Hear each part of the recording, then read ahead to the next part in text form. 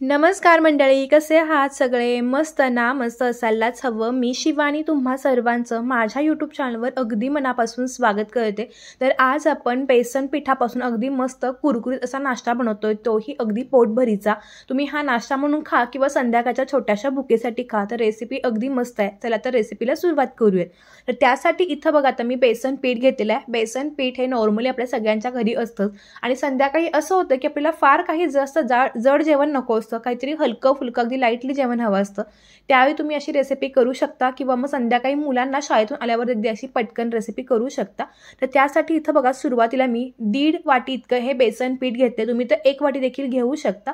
पाव चमचा हळदपूड घातले, पाव चमचे तुम्ही जिरे घातलेले आहेत, त्यानंतर पाव चमचा ओवा हातावरती थोडासा क्रश करून घातला, चिमूटभर मी हिंग घातला, अर्धा चमचा काश्मीरी लाल तिखट वापरले. ह्याचं तिखटाप्रमाण कमी जास्त करू शकता. चवीनुसार आता ह्याच्यामध्ये मी मीठ वापरले आणि हे सगळे मसाले आता आपण ह्या पिठासोबत चांगले असे मिक्स करून घेणार आहोत. बऱ्याचदा आपण सकाळी पण बघा पोहे उपमा खाऊन कंटाळतो, काहीतरी वेगळं करूया असं वाटलं तर काय करायचं हा प्रश्न असतो. त्यावेळी तुम्ही अगदी पटकन न चुकता बनणारी अगदी परफेक्ट रेसिपी आहे. त्यामुळे तुम्ही हा व्हिडिओ शेवटपर्यंत बघा, म्हणजे तुम्हाला कळेल की ही रेसिपी मी कशी बनवले आणि जेव्हा तुम्ही बनवाल तेव्हा तुमची पण रेसिपी अगदी परफेक्टच बनेल. तर आता बघा हे सगळे मसाले चांगले मिक्स करून झालेले आहेत. तर आता ह्यामध्ये आपण पाणी घालणार आहोत. तर सुरुवातीला इथं बघा मी 1 वाटी इतकं पाणी घेतलेलं आहे. एकदम पाणी न घालता आपण थोडं थोडं पाणी ह्याच्यामध्ये ऍड करणार आहोत, म्हणजे पिठाच्या गाठी होणार नाही, त्याची काळजी घ्यायची.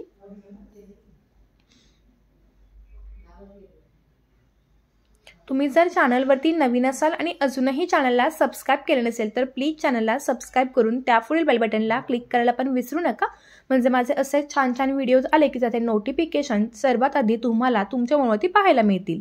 तर आता इथं बघा मी राहिलेलं जे काही अर्धी वाटी पाणी होतं शिल्लक, तर ते पण घातलेलं आहे आणि हे सगळं आता चांगलं असं मिक्स करून घेते. तुम्ही इथं काश्मीरी लाल तिखटच्या ऐवजी अगदी बारीक ठेचून घेतलेली हिरवी मिरची वापरली तरी देखील चालू शकेल. तर आता बघा पीठ थोडंसं मला घट्टसर वाटते, त्यामुळे मी आणखीन थोडं पाणी घालणार आहे. तर इथं बघा मी अर्धी वाटी इतकं पाणी घेतलेलं आहे. ह्यातलं आपण थोडंसं पाणी घालूयात आणि थोडं पाणी मी शिल्लक ठेवलेलं आहे. आता हे पुन्हा बॅटर आहे ते चांगलं असं मिक्स करून घ्यायचं. ज्या पद्धतीने आपण डोस्याचं बॅटर करतो ना, अगदी त्याच पद्धतीने आपण हे बॅटर करून घेणार आहोत. ना जास्त पातळ ना जास्त घट्ट, कारण हे जर तुम्ही फारच घट्ट कराल तर तुमचा नाश्ता किंवा तुमची ही रेसिपी थोडीशी मऊ होण्याची शक्यता असते. तुम्हाला जर हे कुरकुरीत बनवायचं तुम्हाला पाण्याचं प्रमाण अगदी परफेक्ट ठेवावं लागेल. तर आता बघा अशा पद्धतीने ही कन्सिस्टन्सी झालेली आहे, अगदी परफेक्ट वाटते. आता हे बघा 2 चमचे पाणी शिल्लक राहिलेलं आहे, म्हणजे इथं मला 1 वाटी आणि त्यानंतर थोडंसं पाव वाटी म्हणजे एकूण 1.25 वाटी पाणी मी तर वापरलेलं आहे. पिठाप्रमाणे पाण्याचं प्रमाण कमी जास्त होऊ शकतं. तर आता ह्यामध्ये मी अर्धा चमचा आलं लसणाची पेस्ट वापरले. ही मी तयार म्हणजे तीच वापरले, तुम्ही हवं तर ठेचून पण वापरू शकता. हे बघा पुन्हा एकदा सगळं चांगलं असं मिक्स केलं आणि 2 मिनिटं हे चांगलं फेटून घेतलं. ह्यामध्ये आपण अजिबात सोड्याचा वापर केलेला नाही आहे, अगदी बिना सोड्याचा बनवतोय. तर गॅसवरती बघा एक मी इथे तवा ठेवलेला आहे. हा नॉनस्टिकचा तवा आहे. तवा चांगला तापला की गॅस मिडियम केला. तेल न घालता आपण आता हे बघा पळी भरून असं बॅटर घेतलं आणि ज्या पद्धतीने आपण डोसा फिरवतो ना, तर अगदी त्याच पद्धतीने मी हे फिरवून घेतलेलं आहे. फक्त एकच गोष्ट लक्षात ठेवायची, गॅस अगदी मिडियम असायला हवा आणि तव्यावर आपण अजिबात तेलाचा वापर केलेला नाही आहे, बिना तेलाचा बनवतोय हा.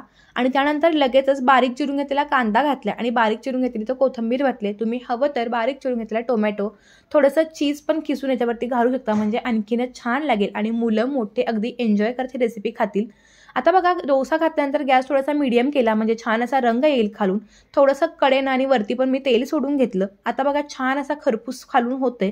त्यानंतर आता आपण हा डोसा जो आहे तो सोडवून घ्यायचा. सगळ्यांना असं वाटेल की आपण बिना तेलाचा हा डोसा केलाय तर हा खाली चिकटेल का, तर तो अजिबात खाली चिकटत नाही. हा आपण न तेल घालताच करायचा. जर तुम्ही तेल घातला तर तुमचा थोडासा डोसा जो आहे तो मऊ होण्याची शक्यता असते. त्यामुळे बघा हा बिना तेलाचा मी करून दाखवलाय. आणखीन एक करून दाखवते. दुसऱ्यांदा जेव्हा डोसा करतो तेव्हा तवा फार तापला होता, थोडासा पाराचा हपकारा मारून घेतला आणि एखाद्या कापडाने मी असं पुसून घेतलं. तुम्ही टिश्यू पेपर देखील पुसू शकता.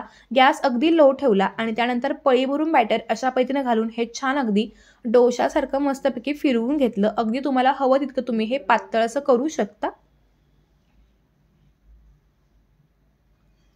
आता ह्याच्यावरती आपण बारीक चिरून घेतलेला कांदा, बारीक चिरून घेतलेली कोथिंबीर घालून घेणार आहे. हा खायला डोसा खूप म्हणजे खूप मस्त लागतो. एकदा जरूर ट्राय करा आणि केल्यानंतर तो कसा झाला हे पण मला कळवायला विसरू नका. तुम्हाला जर काही शंका आली तर ती तुम्ही मला कमेंट बॉक्समध्ये विचारू शकता. मी तुमच्या प्रत्येकाच्या प्रश्नाचं उत्तर देण्याचा नक्की प्रयत्न करेन.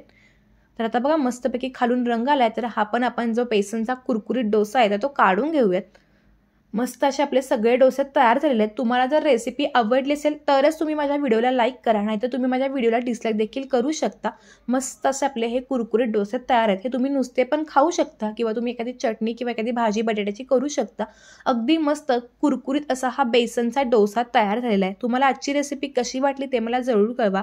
रेसिपी जर तुम्हाला आवडली असेल तर व्हिडिओला छान लाईक करून मस्त कमेंट्स करा. अशा छान छान रेसिपी सांगण्यासाठी चॅनलला जरूर सबस्क्राईब करा. चला तर भेटूया एका नव्या आणि इंटरेस्टिंग व्हिडिओसोबत. तोपर्यंत धन्यवाद. Bye bye.